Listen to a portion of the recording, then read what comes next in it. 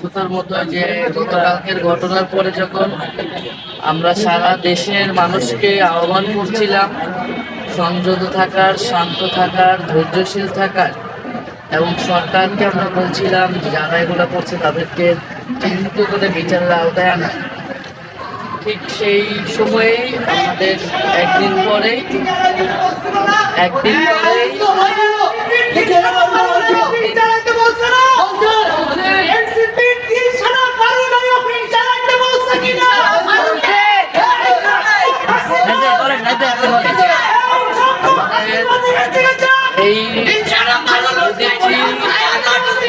আজকে আমরা সেখানে হামলার ঘটনা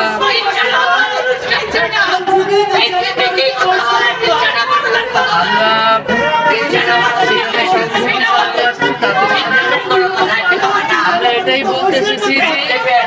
যে আমরা ভিন্ন মতের পক্ষে, আমাদের থেকে ভিন্ন মত রয়েছে, আমরা ভিন্ন মতের পক্ষে থেকে ভিন্ন মত যদি আক্রান্ত হয়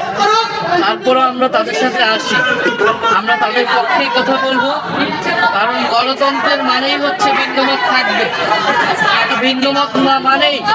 আপনি তার কণ্ঠরোধ করবেন না, তাকে আক্রান্ত করবেন না, সেখানে অগ্নিসংযোগ করবেন না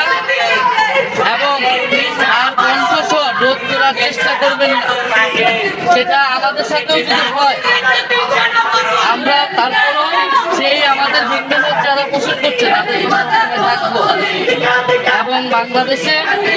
এই গণতান্ত্রিক অভিযাত্রার পথে যারা বাধাগ্রস্ত করছে এই সকল পক্ষকে আমরা সামনের দিকে এগিয়ে যাব। এটাই আমাদের আজকে এখান থেকে আমরা বার্তা দিতে চাচ্ছি। আমাদের সাথে সাথে ভিন্নমত রয়েছে, অনেকের সাথে আদর্শিক রাজনৈতিক ভিন্নমত রয়েছে, কিন্তু রাজনৈতিক ভিন্নমত মানে তাদেরকে নির্মূল করা যাবে না, তাদের যে নাগরিক অধিকার তাদের সরকারকে তার জায়গা থেকে দায়িত্বশীল একটা প্রশ্ন ছোটখাটো, জুলাই গণঅভ্যুত্থান